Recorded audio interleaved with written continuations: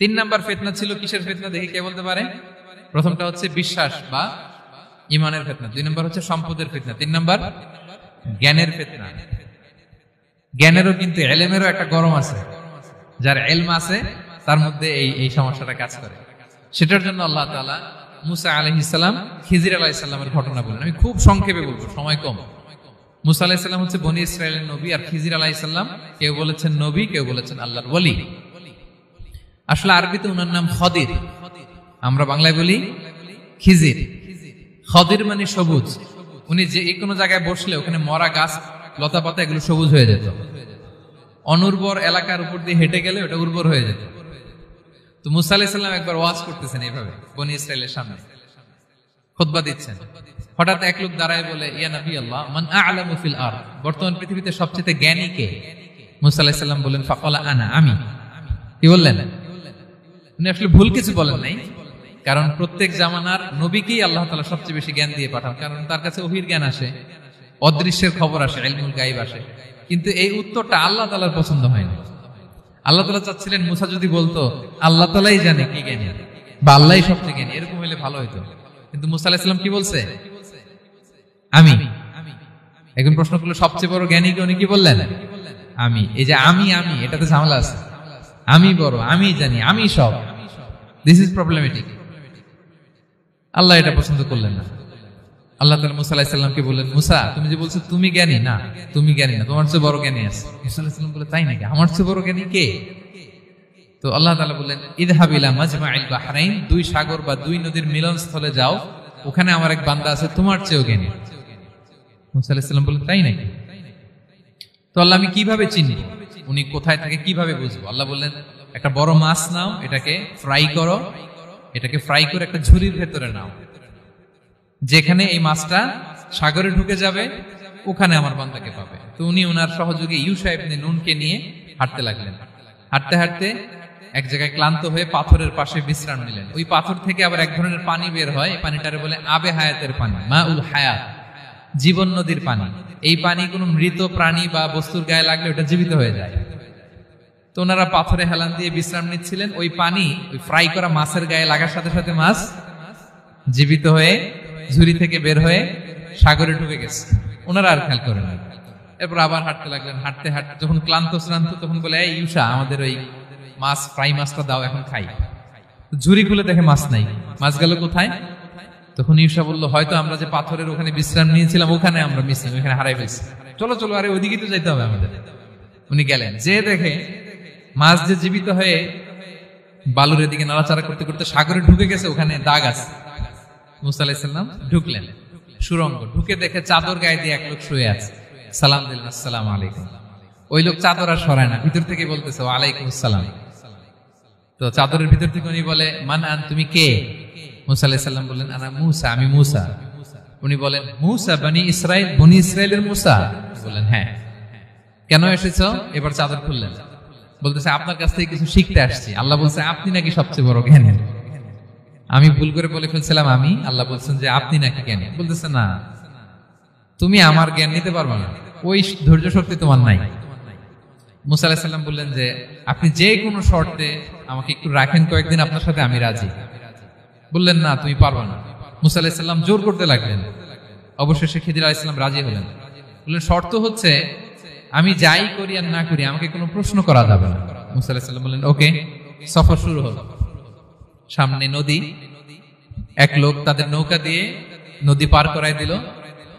নদী পারাপারের পর খিজির আলাইহিস সালাম লাঠি দিয়ে নৌকার তলাটা ছিদ্র করে দিলেন। মুসা আলাইহিস সালাম বললেন, ইন্না লিল্লাহি, এটা আপনি কি করলেন? ওরা আমাদেরকে নদী পার করে দিল, আর যে ভাড়াটা আসছিল এটাও নিল না, আমাদেরকে সম্মান দেখালো, আপনি নৌকা ছিদ্র করে দিলেন।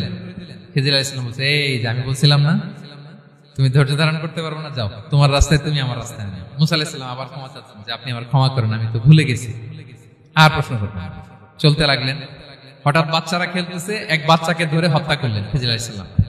এবার তো মুসা আলাইহিস সালাম রেগে গেছে, আপনি করলেনটা কি? নিষ্পাপ ফুলের মতো শিশুকে হত্যা করলেন। খিজির আলাইহিস সালাম বলে, এই যে আমি জানতাম যে তুমি ধৈর্য ধারণ করতে পারবে না, তোমার রাস্তা এক, আমার রাস্তা এক, যাও। এবার মুসা আলাইহিস সালাম করজোর করতেছে যে, this is the last chance, একটা ফাইনাল চান্স দেন, একটা সুযোগ দেন, আর আমি প্রশ্ন করব না, এটাই লাস্ট। বললেন ওকে ঠিক আছে। হাঁটতে হাঁটতে এক ইহুদি বসতির সামনে যে হাজির, দুজনেই খুব ক্ষুধার্ত, খাবার চাইলো, এরা আবার কৃপণ, খাবার দিল না। তো খিজির আলাইহিস সালাম বললেন ঠিক আছে, খাবার যেটা দিচ্ছেন আমরা চলে যাই। যাওয়ার পথে দেখতেছে এই এলাকার একটা দেয়াল ভেঙে পড়ে যাবে। তিনি বললেন মুসা চলো এটা ঠিক করে দেই। দুইজন মিলে প্রচন্ড ক্ষুধায় এটা সেটা এনে দেয়ালটা তৈরি করতেছে। মুসা আলাইহিস সালাম তো এমনিই রাগী, পেটে আবার ক্ষুধা, আবার বলছে কিছু বলাও যাবে না। তিনি এবার আর প্রশ্ন করেন, বলতেছে ওরা এত কিপটামি করলো আর আপনি এটা করে দিলেন, আপনি তো চাইলে এটা টাকা নিতে পারতেন, পারিশ্রমিক নিতে পারতেন চাইলে। এই কথা বলার পর খিজির আলাইহিস সালাম বললেন হাদা ফিরাকু বাইনি ওয়া বাইনি, এখানেই তোমার আর আমার সেপারেশন, আর সামনে আগানো যাবে না, তোমার কোনো ধৈর্যই নেই। তো এতটুকু তোমাকে আমি বলি যে আমি একটাও আল্লাহর আদেশ ছাড়া করি নাই, আল্লাহর আদেশে আমি করেছি। কি? এক নম্বর হচ্ছে ওই যে আমাদের ভাড়া নিতে চাইলো না, আমাদেরকে পার করে দিল, নৌকাটা ছিদ্র করেছি কারণ এই এলাকায় একজন জালিম বাদশা আছে, সে নৌকা পেলেই গরিব মাঝিদের নৌকা সিজ করে নিয়ে যায়। তো এটাকে যখন তলায় ছিদ্র করে দিছি, এই রাজার লোকেরা এসে দেখবে যে এটা তলা ছিদ্র, পানি ঢুকতেছে, এটা নিবে না, ওরা পরে সামহাও এটা রিপেয়ার করে চালাইতে পারবে। মুসা আলাইহিস সালাম বলে সুবহানাল্লাহ, তাই তো, এটা তো আমি বুঝতে পারি নাই। আর ওই ছোট শিশুটাকে হত্যা করছি, ও অনেক বড় জালিম হবে এলাকা, তার ফিতনায় এলাকাবাসী তটস্থ থাকবে, সে তার মা বাবাকেও জাহান্নামে নেবে, এজন্য আল্লাহ তাআলা আদেশ দিয়েছেন আমাকে, আল্লাহর আদেশে আমি তাকে হত্যা করেছি। মুসা আলাইহিস সালাম বললেন তাই তো, এটা তো অনেক ভালো কাজ করছেন তাইলে। তো বলতেছে তাহলে ওইটা বলেন, খাবারও দিল না, এত কৃপণ, এদের দেয়াল কেন ঠিক করতে গেলেন আপনি? তখন তিনি বললেন যে আসলে এটা একটা ইয়াতিমদের ঘর ছিল, দুইটা ইয়াতিম শিশু, তাদের বাবা মা খুব ভালো ছিল, আর এই দেয়ালের নিচে আছে গুপ্তধন, এই দেয়ালটা পড়ে যাবে, এই গুপ্তধন তারা ছোট মানুষ নিতে পারবে না, এলাকাবাসী তাদেরকে বঞ্চিত করে নিয়ে যাবে। আমি দেয়াল গড়ে দিলাম যাতে করে তারা যখন প্রাপ্তবয়স্ক হয় নিজেদের সম্পদ নিজেরা বুঝে নিতে পারে। সুবহানাল্লাহ বিহামদিহি। মুসা আলাইহিস সালাম বলে তাই তো, এগুলো তো আমি বুঝতে পারি নাই। তো এই ছিল খুব সংক্ষিপ্ত পরিসরে মুসা আলাইহিস সালাম খিজির আলাইহিস সালামের ঘটনা। তো রাসূল সাল্লাল্লাহু আলাইহি ওয়াসাল্লাম বুখারীতে একটা চমৎকার কথা বলেছেন, তিনি বলেছিলেন ওয়াদিদনা আন্না মুসা সাবার হাত্তা ইউকাসসা আলাইনা মিন আমরিহিমা। রাসূল সাল্লাল্লাহু আলাইহি ওয়াসাল্লাম বলেছিলেন ইস, আমার ভাই মুসা যদি আরেকটু ধৈর্য ধরতো তাহলে আরো কিছু অজানা তথ্য আমরা জানতে পারতাম। এখান থেকে, এই ঘটনা থেকে আমরা কি শিখলাম? প্রথম যেটা আমরা শিখলাম, জ্ঞান নিয়ে বড়াই করতে নেই, ঠিক কিনা? জানার কোনো শেষ নেই, জাননেওয়ালার উপরও জাননেওয়ালা আছে, জ্ঞানীর উপরও জ্ঞানী আছে। আপনি কিছু জেনেই মনে করবেন না আমি সব জানি, আপনার চাইতেও বেশি জ্ঞানী অনেকে আছে। অনেক সময় বক্তার চাইতেও শ্রোতারা অনেক জ্ঞানী, হয়তো এখানে এমন অনেক জ্ঞানী লোক আছে যার ধারে কাছেও আমরা কেউ নেই, হতে পারে। সো আমি সব জানি, এটা ভুল, এটা শয়তান বলে। এটা কে বলে? শয়তান বলে। আবু নাওয়াস একটা কবিতা লিখেছেন, ওয়াকুল লিমান ইয়াদঈ ফিল ইলমি ফালসাফাতান হাবাসতা শাইআন ওয়া গাবাত আনকা আশিয়াউ। কেউ যদি বলে আমি সব জানি, তুমি তাকে বৃদ্ধাঙ্গুলি দেখিয়ে বলো আপনি কিছুই জানেন না, আপনি অল্প কিছু জেনেছেন, জানার এখনো অনেক বাকি। তাহলে মুসা আলাইহিস সালামের এই ঘটনা জিজ্ঞেস করা হলো কে জ্ঞানী, উনি বললেন আমি জ্ঞানী। এরকম কি আমরা কখনো বলবো? না। সবচাইতে বড় জ্ঞানী কে? ওয়া ফাওকা কুল্লি যী ইলমিন আলিম, সবচাইতে বড় জ্ঞানী আল্লাহ তাআলা। সো জ্ঞান নিয়ে আমরা অহংকার করব না।